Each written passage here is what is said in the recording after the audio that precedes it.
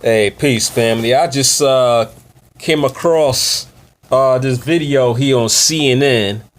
Well, fortunately, I won't be able to show you the actual footage, but I'll play the audio for y'all because you know how YouTube is with these copyright strikes.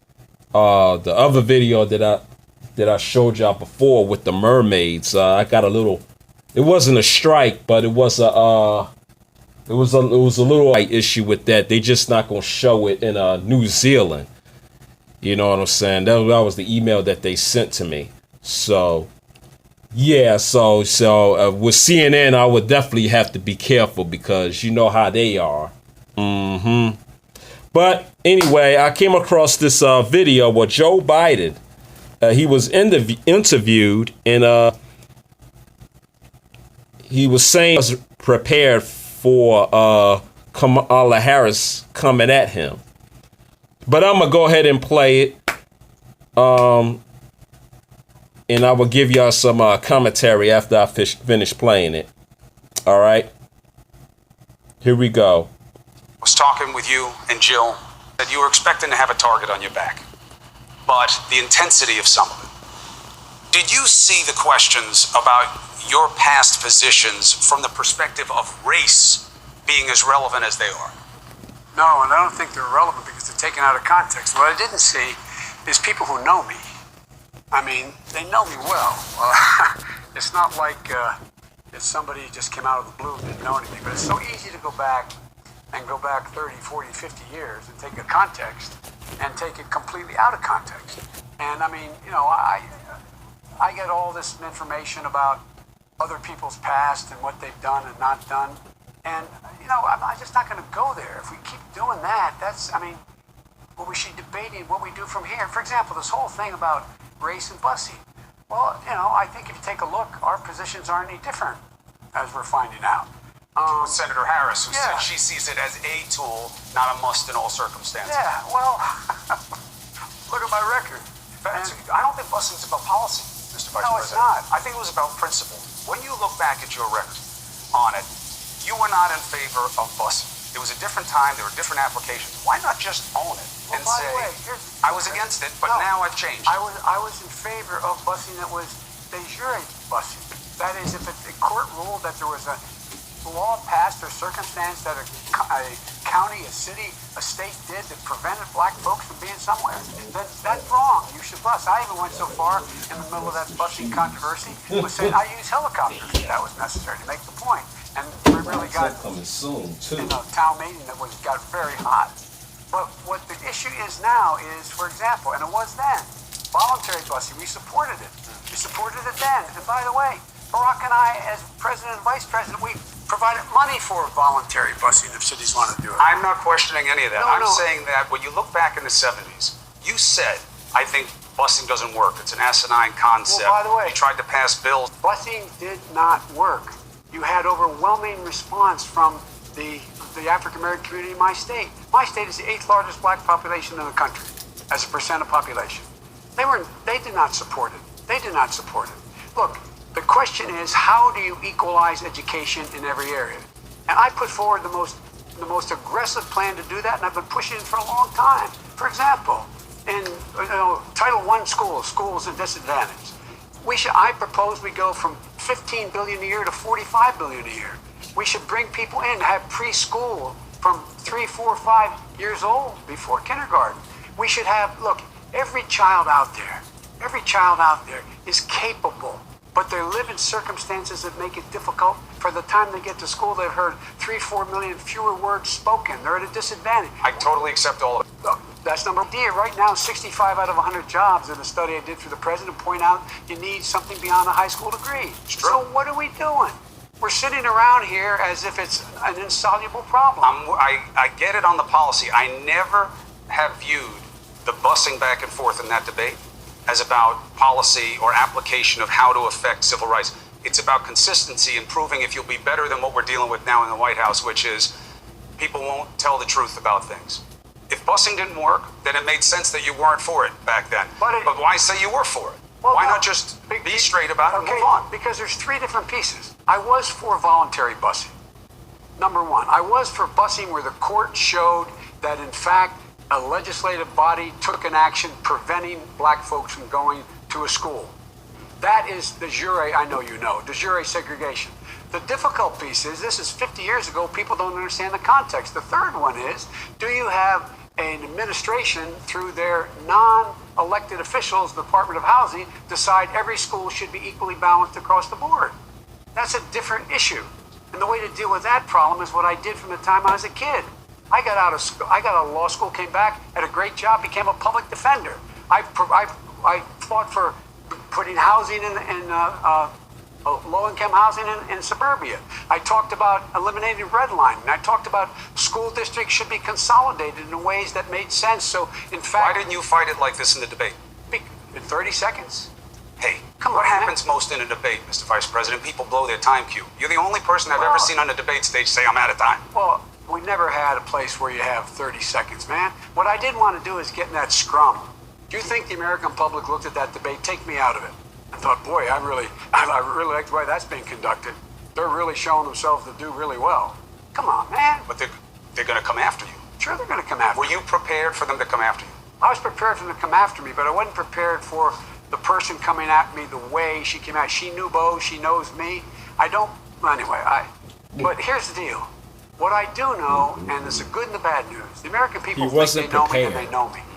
Since that occurred, I had everybody knows you, Creepy Joe. For the mayor of Atlanta, a black woman who's a great leader, Mayor Bottoms, endorsement. I've had numerous members of the Black he's Caucus pandering now, folks. Here we go. Talk about all his black friends who endorsed his sorry ass. I'm making the point to you.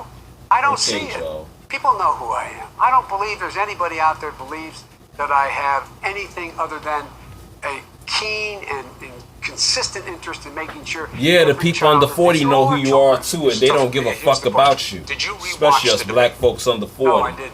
Why not? Well, I didn't have an opportunity to rewatch it, and besides, my measure is how people react. Out getting on a train, getting on a plane, walking through an airport, walking in a parade, just going to the grocery store. I got no sense. Gotta do more than walking in a parade, Joe. Here's the tough question for Democrats. Gotta do more than walk in the grocery store, too. Because, not to aggrandize, not to lionize, but this president knows how to fight in the ring one-on-one. You sure do, don't he? Cory Booker is friendly fire. How can Democrats have confidence that you can take on the biggest and the baddest when you're having trouble sparring in party? I don't think I'm having trouble sparring. It's how you want to spar. That's a great question. I'm the guy at the time everybody talks about things that are changed. I took on same-sex marriage. I took on a whole range of issues. I took on arms control. I took on dealing with Russia with the arms control. I took on Putin. Wasn't you against Iraq? LGBT what was going on marriage? I've taken on these and other initiatives that go to LGBT. I'm the guy that's gone in and met them. I've taken on all these leaders. This is ironic. I've never been accused. Joe is really trying to reach, isn't he? I've been accused of being too aggressive. But the game okay, Joe. changed. Well, and you don't sound very believable right now, sir. Harris is anything compared to what would happen with you and this president? No, but everybody knows who this guy is. Come on, man. Come on. How do you beat him?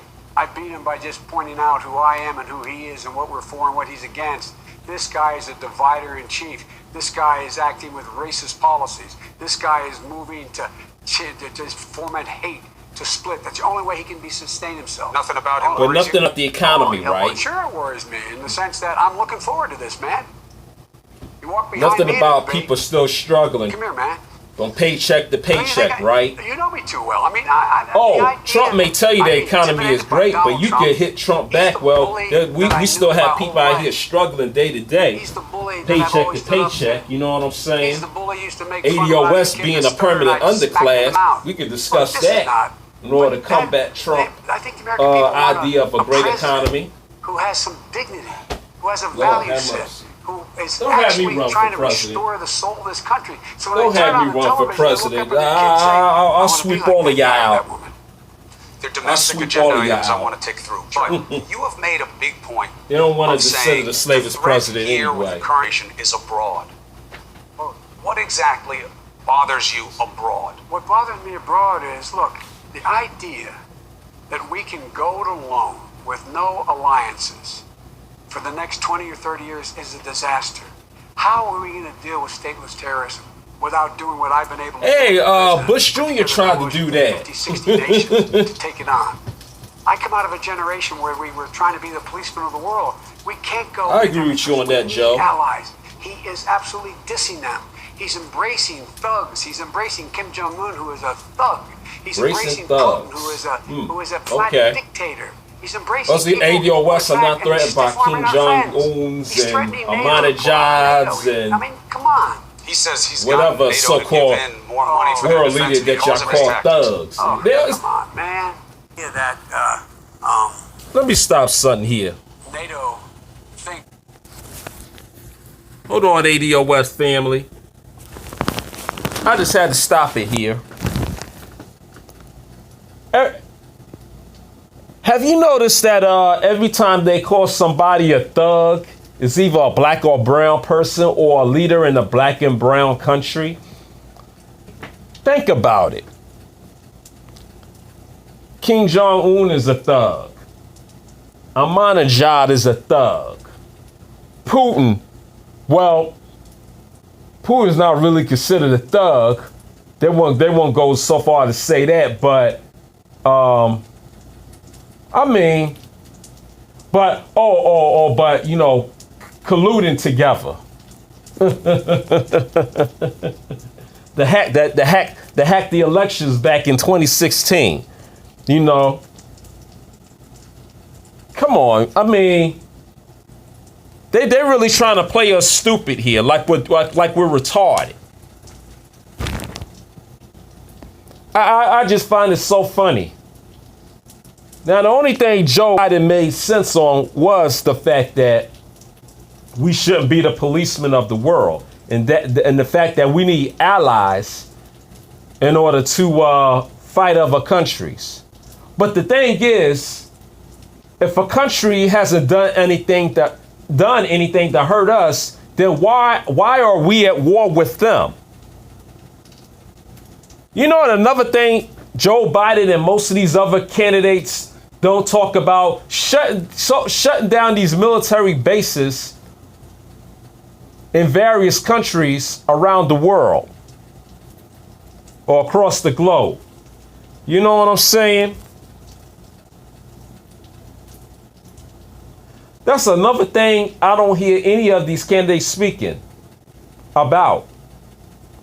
I haven't even heard Tulsi Gabbard said anything about that yet.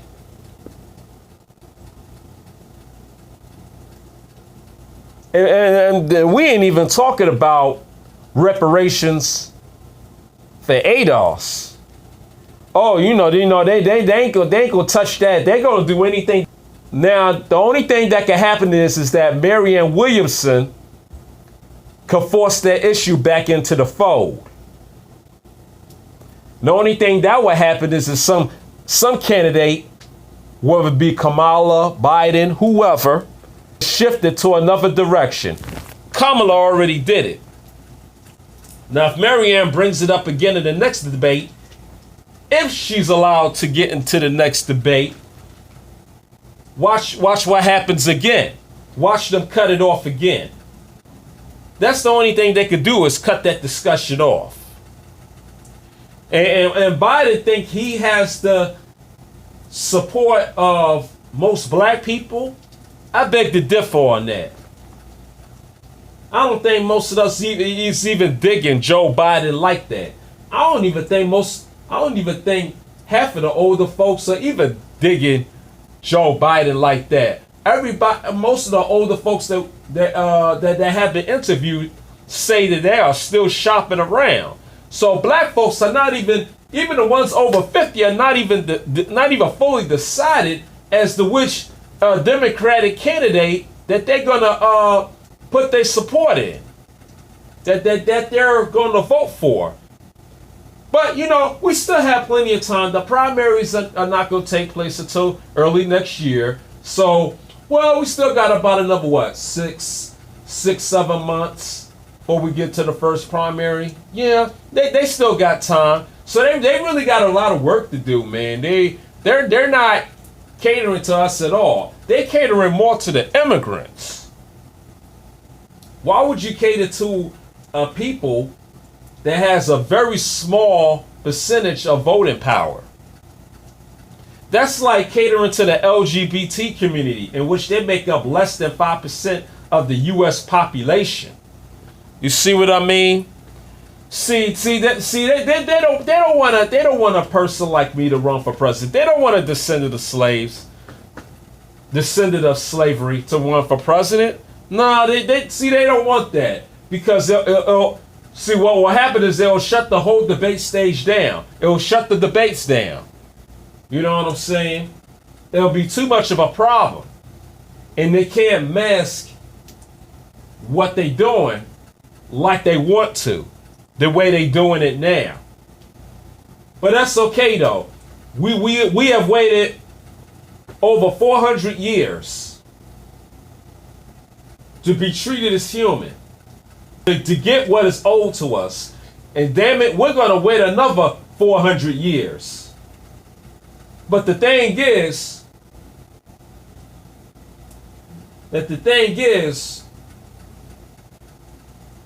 we may end up being completely out of wealth in less than 40 years from now. And that's not good. Now, what's going to happen after that, if that happens, only time will tell.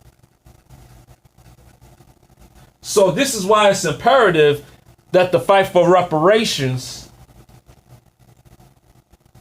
takes on a whole new level. This is why it's very essential right now to fight for reparations.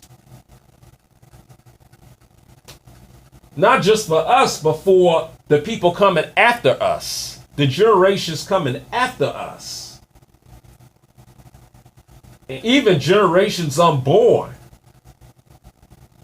This is who we fighting for. These are the people who we're fighting for. It's not even just about us anymore.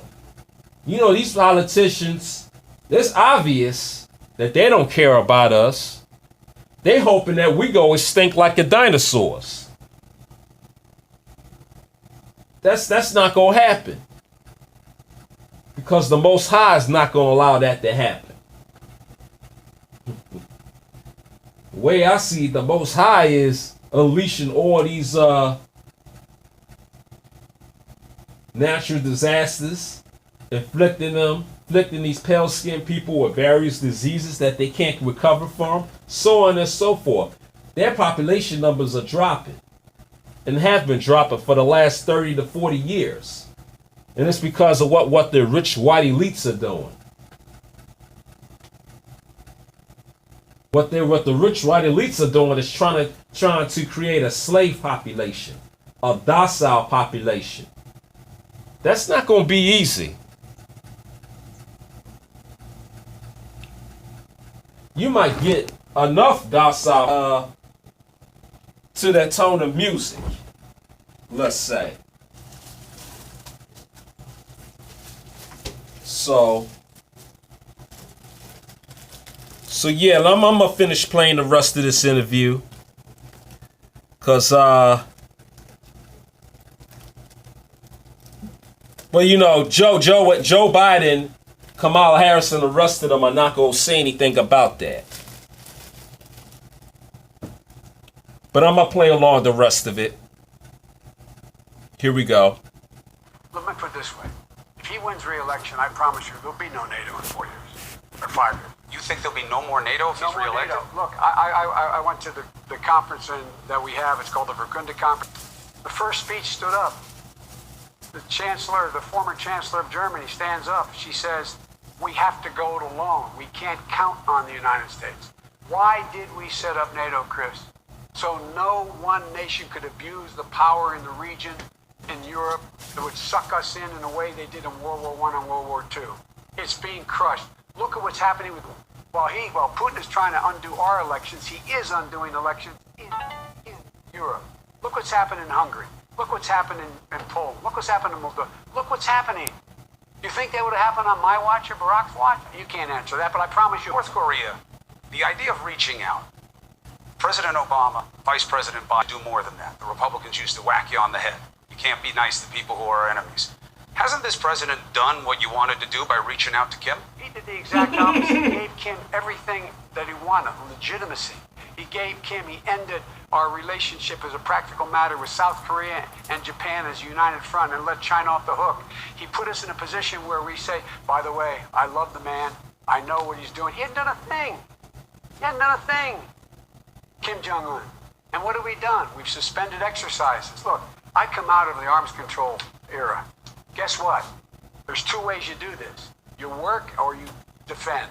You say, hey man, don't screw with us. You move, this is what's going to happen.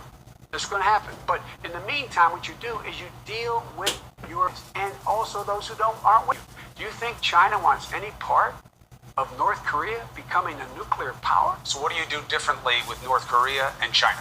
With regard to North Korea, with China, I make it clear that we're going to move our defenses up as we did before, and we're going to make sure we have a capacity to deal with it near term. I'm going to let South Korea and know we're there for them. We are their nuclear umbrella. We're there for them. And China understand if you don't want us in your throat here, if you don't want us in your face, do something. Do you stop the trade battle with China? Do you go back to TPP? By the way, the idea that this trade battle makes any sense is benefiting anybody is absolutely ludicrous. And just ask the farmers here or around the world, around the United States, and the manufacturers. It's killing us. What we should do is we deal with China. I had a conversation with Xi before we left. And he said, well, remember they set up their no-fly zone? And I said, we're not going to pay attention to it. He said, what do you want me to do, just withdraw it? And I said, no, but just understand, we're just going to fly through. We fly a B-52 through it. We are a Pacific power. We're not going anywhere. Understand, and that's the reason why we can have security, because we allowed stability in the region. They get it. But what they're doing now is we're not dealing with China's problem for us. China's problem is they're stealing intellectual secrets. Yes. They're cybersecurity. Deal the same way. You say you got to invest here in the United States and you want to be able to invest here, and you say we want to invest in China, but you got to have a 51% owner? No deal, man. Deal for deal. This administration's fighting that same fight. But they're not. No, they're fighting trade. Trump thinks it's about trade deficits and trade surpluses. It's not about that. Look, while he's tweeting, China's going to own the 5G market. While in fact, they're spending billions in artificial intelligence. What are we doing? They're doing a whole lot of things that make no sense for us to stand still. What would you do differently with North Korea? Would you slam the door on them again? I'd make it real clear. Look, you want to talk, you want to deal with us, you want sanctions lifted, show me something ahead of time. They haven't tested a big bad missile. And the reason why they haven't tested is they have it all done. They're sitting at capacity and nuclear capacity right now. So they're not giving up anything.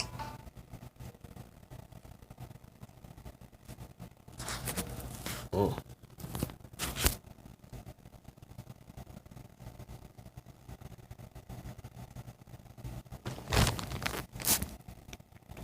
But yeah, that's it. So I guess we're supposed to be worried about North Korea dropping a nuclear bomb on us, when our country has been bullying other countries, regardless of who's president, for the last 30, 40 years. I know, I swear, man, these politicians, they full of bullshit. You know what I'm saying? And they know it. The question is, are other people going to wake up to the bullshit before it's too fucking late? You know what I'm saying? And that's how I'm going to end this video. Like the video, share this video. Feel free to leave a comment, and I'll hit you up on the next one.